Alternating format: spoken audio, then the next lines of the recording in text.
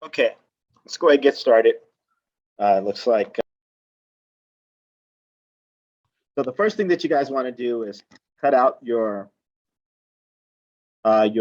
tiles. So these are your chemical tiles. You're going to use these to kind of help you with understanding how to do a Lewis structure, and then also how to start thinking about molecular geometry. Okay, so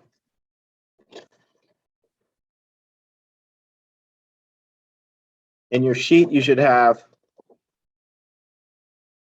hydrogens. You should have some chlorines. You should have some nitrogens, chlorines, sulfur. So we're going to be doing lab number 8, I believe. It's molecular geometry. And it deals with chapters 13. Okay, so in this lab, we're going to be talking about molecular geometry. And let me kind of explain to you electron geometry. First off, the first thing that we have to do is be able to do Lewis dot structures or Lewis structures. So Lewis structures is the fact that we're using valence electrons to help us organize and kind of show what the compound is going to somewhat look like and where the bonding is going to occur. Now, this is done primarily with covalently bonded compounds. So if you guys have looked at the lecture, we've talked about ionically bonded compounds, and we've also talked about covalently bonded compounds. Ionic bonded compounds is when we have that give and take. So we're giving up an electron in the case of the metal, and then in the case of the non-metal, we're taking an electron. Okay, so that's the give and take. Covalent is when we're sharing the electrons. And so there are two ways of sharing. We can share polarly, basically meaning that we have uneven sharing, where something gets the electron more on its side more commonly than the other. And I'll give you an example of that here in a minute. Or we could have it sharing non-polarly. Non-polar basically means that we have even sharing. So we have uneven sharing or even sharing. And if you guys had kind of paid attention to my lecture, I had talked about how my sisters and I had to share toys growing up. And where my mom worked. So since my mom worked and she told me I had to share, so I shared. I would actually get it 90% of the time. My sisters would get it 10% of the time. Okay, so it's sharing, but it's not sharing evenly. Okay, so that's kind of like what's happening with the electrons. Okay, so the electron is spending, in a case, more time with one compound than the other. So that would be a polar. So in the case of water, so I guess let's start off first. Let's draw the Lewis structure for water. So if we take a look at our periodic table, oxygen has 6 valence electrons. So let me pull up the P table real quick.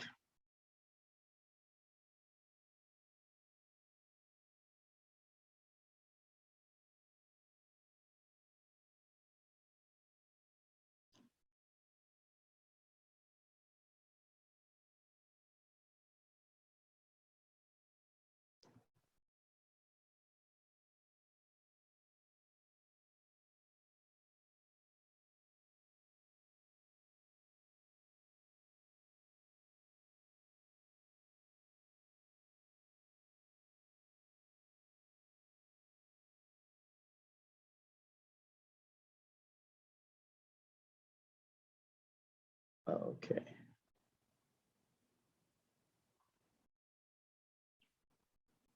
Okay, so we pull up P table. And then if I go to P table, so if we go to the second period, oxygen has 6 valence electrons. The easiest way to determining the valence electrons is just by counting the s and the p orbitals in that period that element is in. So in this case, oxygen is in the second period. So then we count 1, 2, 3, 4, 5, 6.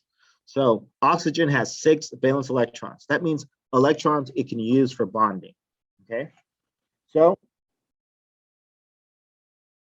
oxygen, 1, 2, 3, 4, 5, 6. Hydrogen has 1 valence electron right here. So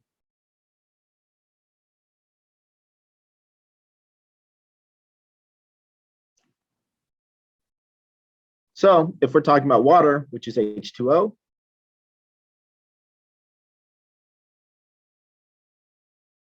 altogether there is a total of 8 electrons that we have to work with.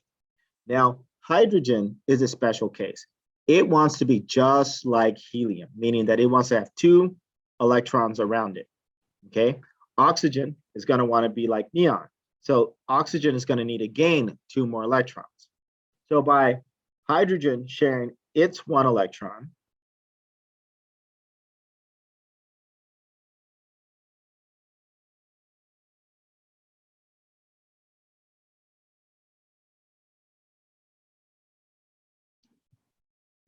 and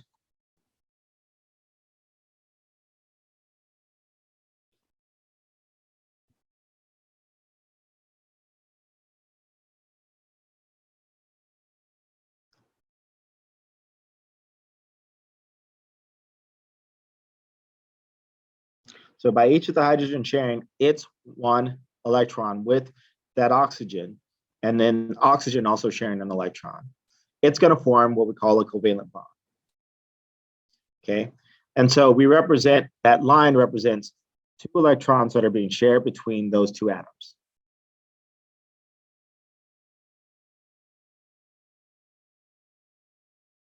Okay, so the goal is that every element is going to want to try to be like the noble gas that they're kind of close to, right? So in this case, oxygen is going to want to try to be like neon, and hydrogen is going to try to be like helium in terms of the number of electrons, okay, that's in the outer shell. So in that case, hydrogen is going to have 2 electrons surrounding it. Oxygen is going to have 8 electrons surrounding it. And this hydrogen is going to have 2 electrons around it. The hydrogen now has 2 electrons around it. This hydrogen has 2 electrons around it, and oxygen has 8 electrons around it. So it reaches its octet, 8, trying to get 8 around it. Okay, so we sit there, we talk about the bonds, right? So we have a bond being shared between the hydrogen and the oxygen, right? And a bond being shared between this hydrogen and oxygen. Now, this bond here is just basically an overlap of electron densities. And so when they're bonding, it's just the overlapping of the electrons' densities between the 2. So that means that the electron is orbiting both the oxygen nucleus as well as the hydrogen nucleus. Okay, so that's what's being represented by that line. Okay, now what happens is that if you guys remember from the lecture, I talked about the electronegativity. Hydrogen has a weaker electronegativity than oxygen does. Oxygen has an electronegativity of 3.4, and that's presented on that table that I showed you guys. And then hydrogen has a 2.2. So if we subtract those 2, we end up with 1.2. So that basically means that oxygen is stronger, and it's also going to be a polar bond between them. So that basically means that oxygen is going to be getting the electron the majority of the time. The way that the arrow goes shows you which way the electron is favoring. Okay, and that's going to be the same thing in this case of this oxygen. I mean, this hydrogen and oxygen as well too, on both sides. So that basically means that we have a polar molecule, because altogether it's going to be going towards the oxygen. So both of them are going to be going towards the oxygen, and as a direct result of that, of them both being going towards the oxygen, it's going to be a polar bond, or a polar molecule.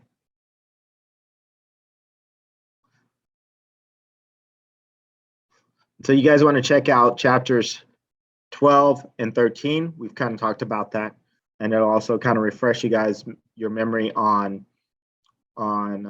electron configuration. Okay, so now the other thing is, this gives us, as I said, it gives us the molecular polarity by kind of orienting where things are going to go. So in the case of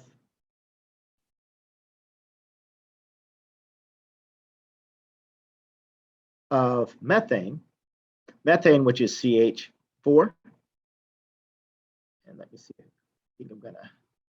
So again, we're gonna go and count the number of valence electrons.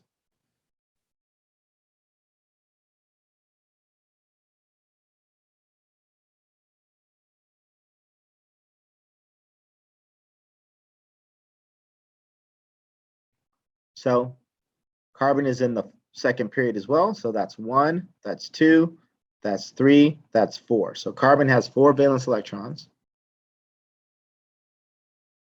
And then each of the hydrogen have 1. So that's 1 times 4. So add that together. So that's a total of 8 valence electrons. So carbon likes to be in the middle because it can have 4 attachments essentially, because it's able to share those 4 electrons, 1 with each bond. So carbon is going to be in the middle.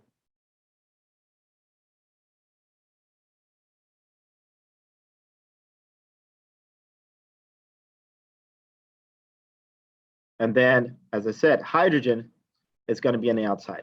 Hydrogen can never, ever be in the middle because it can only have 1 bond. So that means it's only able to share that 1 electron, and then the other atom has to share the other one. So it can never be in the middle, okay?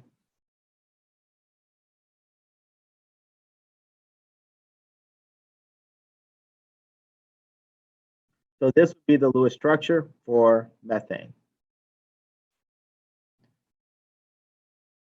Now the bond, if we looked at the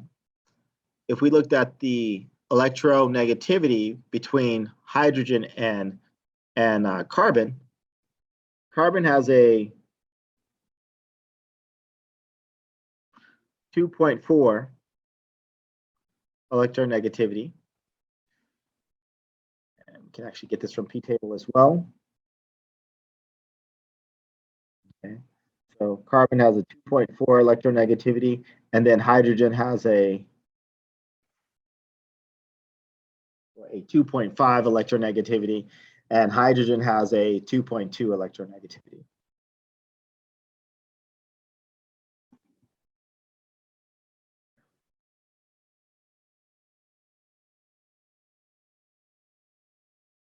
Exact 2.55 minus 2.2. So if we do that math, we get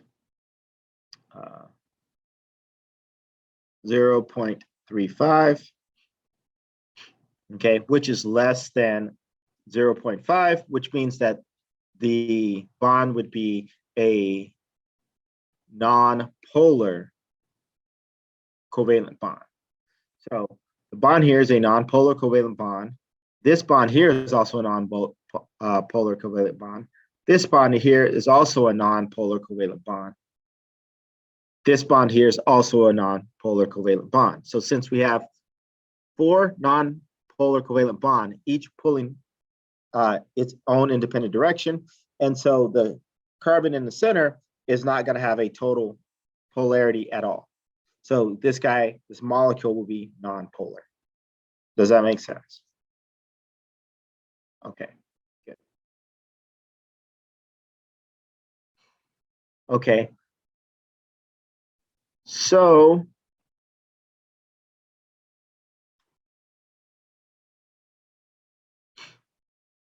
if we're talking about something like, let's say, ammonia.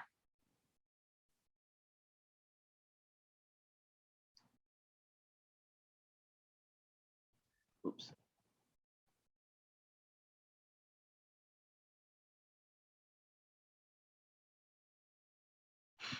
Okay, so in the case of ammonia, nitrogen has 1, 2, 3, 4, 5 valence electrons.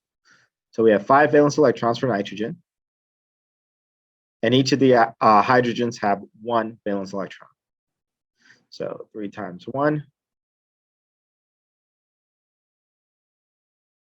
So we have a total of 8 valence electrons to work with. So in this case, we're going to put nitrogen in the middle.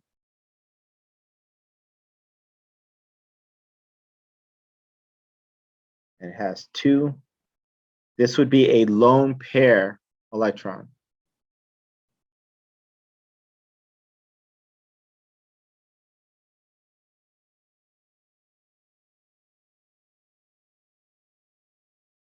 Okay, so that's 2, 4, 6, 8 around this nitrogen. This guy has 2 around it, this guy has 2 around it, this guy has 2 around it, and we know that there's a total of 8 to work with. Okay, that's it. So that's how you do the Lewis structures. Okay, so let's talk about geometry.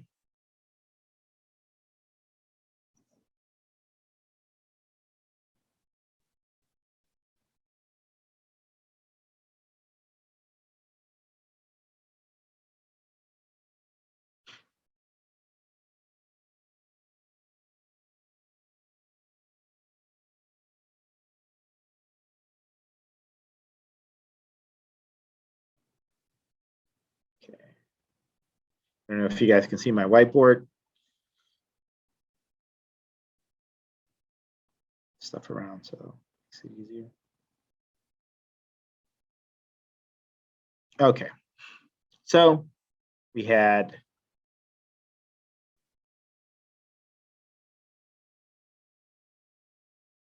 earlier we had water.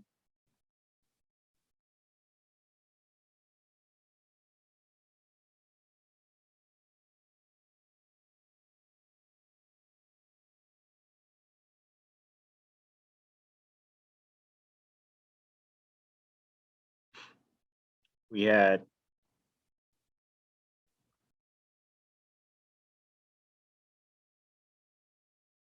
methane.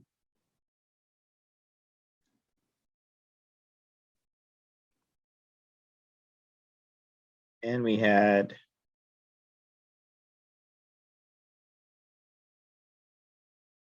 ammonia.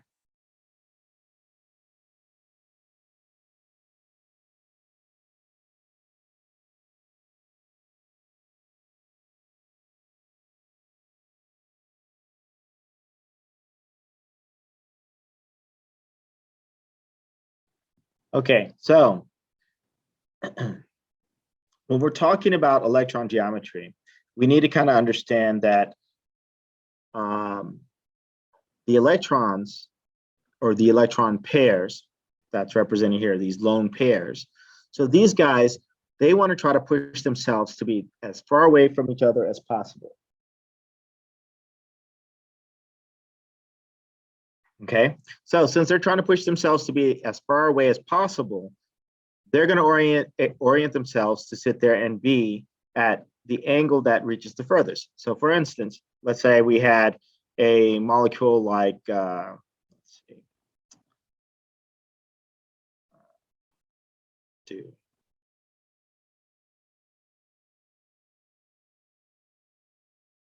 And again, you want to take a look at the notes. So beryllium actually forms a covalent bond, even though it's a metal, it actually will form a covalent bond with hydrogen. And since it forms a covalent bond with hydrogen, it's going to be an odd case. It only wants to have 4 electrons around it, so it's not going to obey the octet rule. Okay, but it's going to form what we call a linear molecule. So that means that this hydrogen and this hydrogen are going to try to be as far away from each other as possible. So if you look at the angle between the hydrogens, this angle is going to be 180 degrees. And we call it, its geometry, linear. Now that's the same thing if we had lone pairs. These lone pairs would want to try to be as far away from each other as possible. So if we had a molecule that had, this would be the nucleus, and then this would be a lone pair over here, and this will be a lone pair over here, it's going to try to be the furthest way as possible, far away as possible. So which is a 180 because we know that a circle is 360 degrees. Okay. So if we have a molecule like beryllium fluoride, not beryllium, boron fluoride,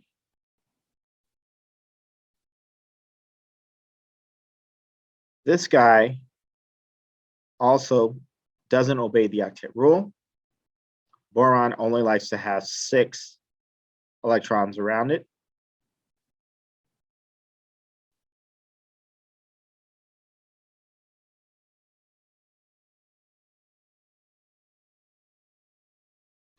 So its molecular geometry is going to be, in this case, 120 degrees.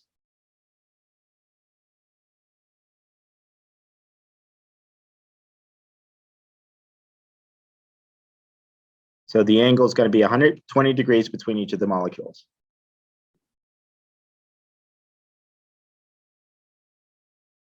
Each of the atoms.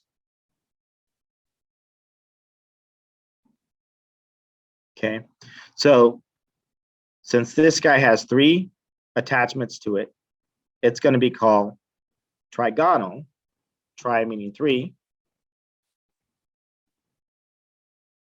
And since it's all going to be in the same plane, you have a 360 going this way, 360 going this way, and 360 going that way. We call it trigonal planar because they're all in the same plane. Okay.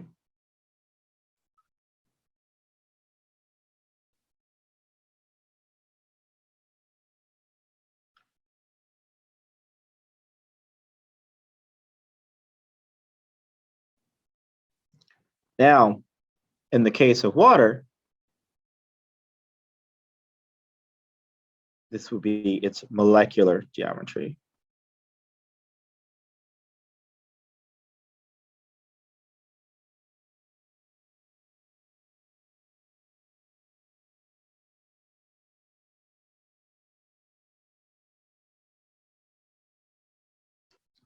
Okay, so in the case of water, water has 2 lone pairs. It also has 2 hydrogens attached to it. Now, we have what we call electron pair geometry. Electron pair geometry is taking into account the electron pairs, where molecular geometry only kind of takes into account what's being attached. It's kind of like the electron pairs are almost invisible. So we can't see them in the case of molecular geometry.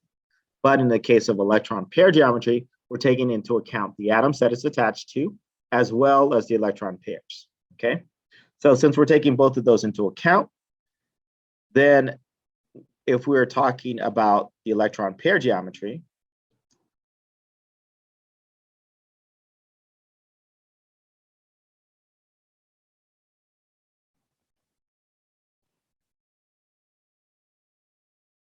yeah, okay. If we're talking about the electron pair geometry, this guy would have like 4 attachments. So each electron pair would count as an individual attachment. So that's 1, 2, 3, 4. So when you have 4 things that are attached, it's going to be called tetrahedral. So the electron pair geometry for this guy would be tetrahedral. Okay. So its molecular geometry, however, is going to be different because all we see are the hydrogens. So it's kind of like those electrons are magically pushing down on those hydrogens. Okay, and it's changing that angle. So in that case, this guy just looks like it's bent or angular.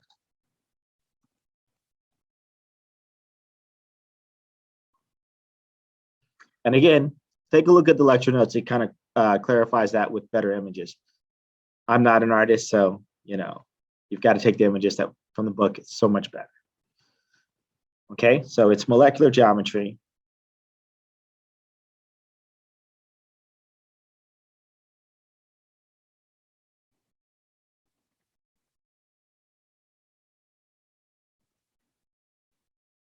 Okay. Now, in the case of methane, methane has 4 atoms attached to it. So its electron pair geometry is going to be tetrahedral because it has 4 attachments.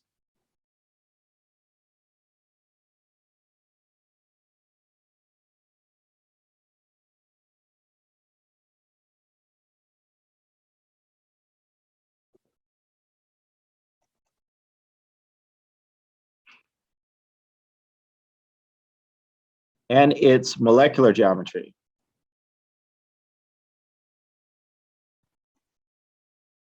is tetrahedral.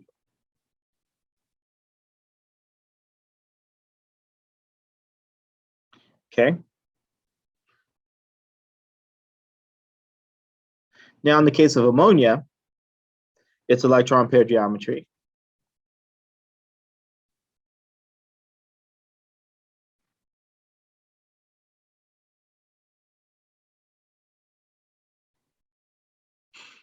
is tetrahedral.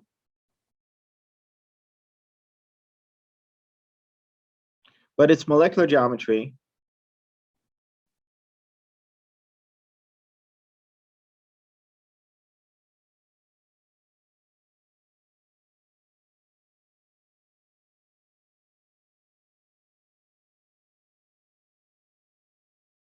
is going to be trigonal because it has 3 attachments that we see. And this guy would be pyramidal because it forms like a pyramid shape.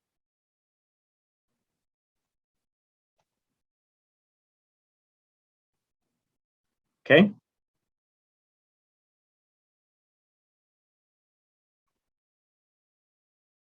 Okay.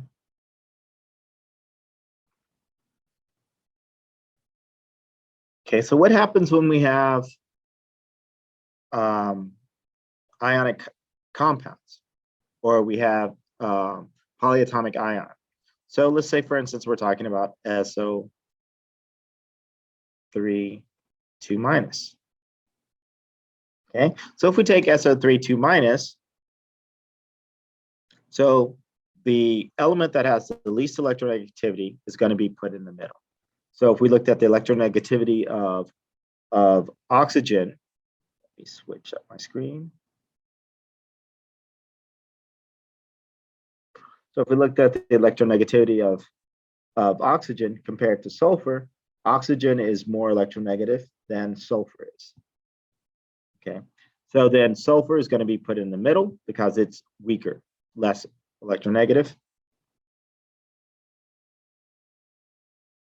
So in the case of the SO3, we put sulfur in the middle. So sulfur has 6 valence electrons. So 1,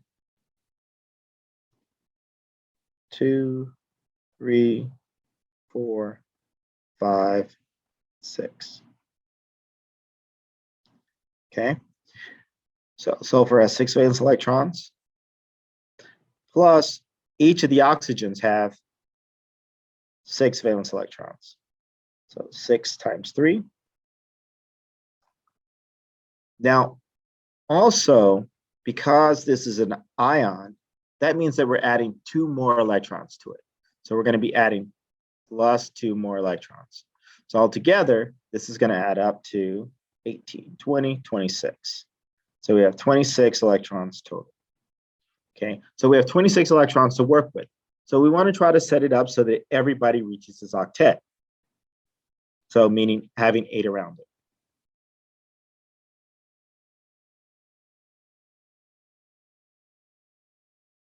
And we know that there was those 2 extra electrons. So we're just going to put those here. Okay, so each of the oxygens have 6 valence electrons.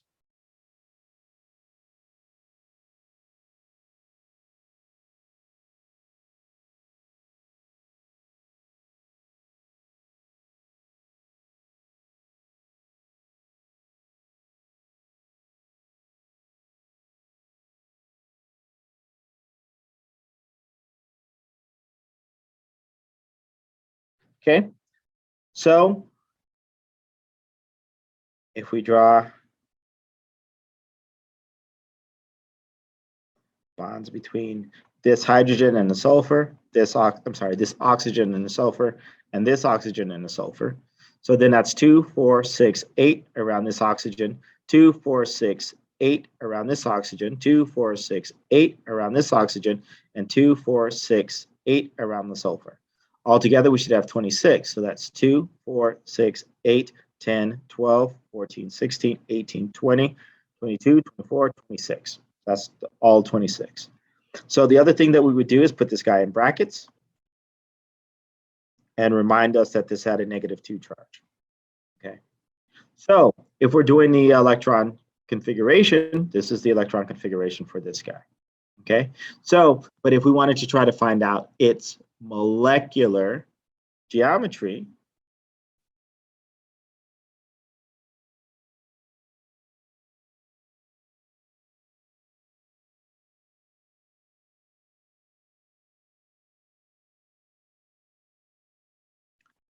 okay, it has 3 attachments and it has a lone pair. So in this case, its molecular geometry is going to be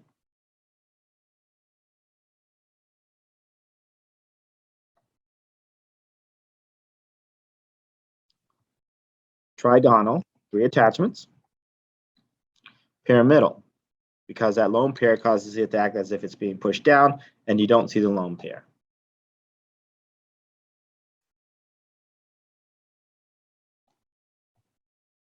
Okay. Excuse me. Okay. So it's electron pair geometry. And we always take that center atom to determine what the geometry is.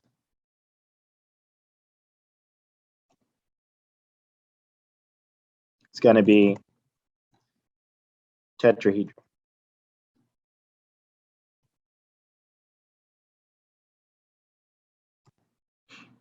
Okay. So meaning there's 4 attachments, including the lone pairs. So that's 1, that's 2, that's 3, that's 4. And again, we're only going to be looking at the center atom. Okay.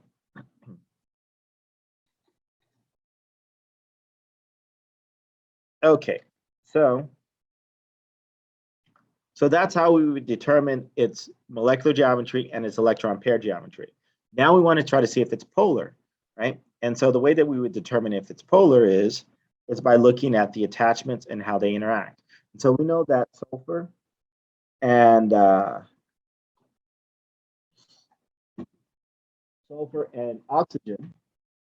oxygen is 3.44.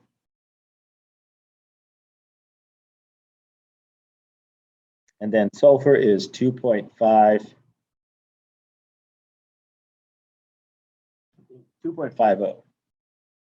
Okay, so then if we take that difference, that's 0.94. So if we remember that table that I gave you guys in class, this falls between 0.5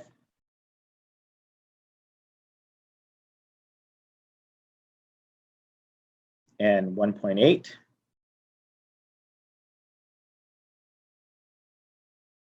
Okay, so then that means that this guy would be polar. So the electrons are going to be being pulled towards the oxygen. So we're going to have electrons going in towards each oxygen. Change that color.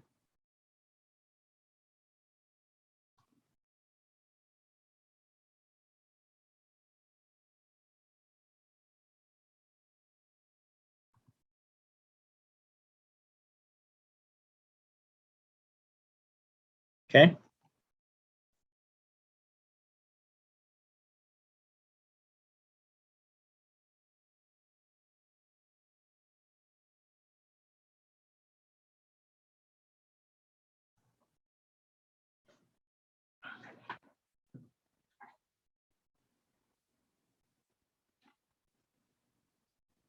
Okay, so now we want to look at the overall. And so again, this guy's going to be, it's going to be being pulled down, right? So overall, if we look at the structure, it's going to look something like this. It's going to look like a little pyramid going down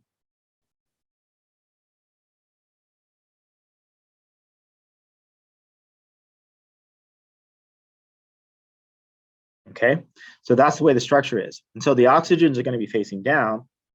And so the overall polarity is going to be going towards the oxygens. Okay, so, and let me change the color.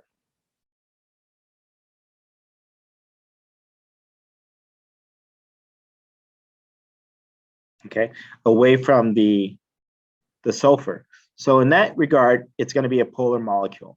Okay, and it's going to have, so the question is now, is it going to have symmetry? So when you have polar molecules, right, that means that the electrons are being pushed towards one pole or the other, right? So then that means that you're going to lack symmetry. They're not going to be even on all sides. So in this case, this guy would lack symmetry because of that. Okay, so on your lab, what you guys are going to need to do is you're going to have to cut out your figures, your little diagrams. And so for part of it is, what you're going to have to do is use your tiles to sit there and show me the different structures. Let's say for the very first part here, let me go through it in order instead of just jumping around. So what you want to do is provide me the number of valence electrons for each of the atoms here. And then you also want to draw the Lewis dot structure for each one. Okay. Then for number 2, what you're going to do is you're going to tell me the total number of valence electrons for each one of these. And you're also going to draw the Lewis structure, similar to what I've done here. Oops. Let me stop sharing this part and start sharing my other screen. Okay. So part 1, as I said, you're going to take each of the atoms and you're going to draw the Lewis structure for each of the atoms. And you're also going to tell me the number of valence electrons. Here, you're going to tell me the total number of valence electrons for the compounds. And you're going to draw the Lewis structure for each of those. And then you're also going to use the little tiles to sit there and put these guys together, what they should look like. So in other words, if I was doing water,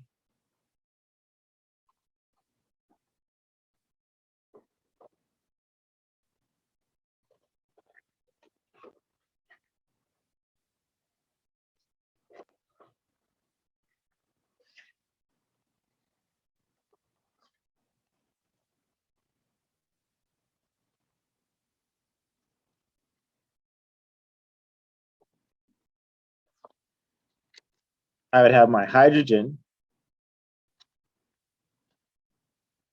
and oxygen being shared right here. Okay. And so I would take a picture of the structure and then I'd put that in my lab report. Okay. So I need an image of this and put that in my lab report. Okay. So that's what you need for number 2. So part 3, I want you to explain the VESPA theory. VESPA stands for valence shell electron pair repulsion theory. Okay.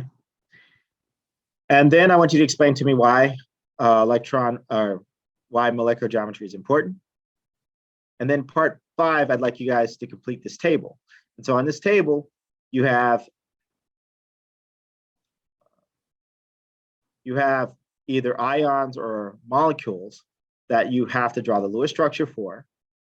You have to tell me the number of bonds that the center atom is being attached to, or how many bonding pairs it has.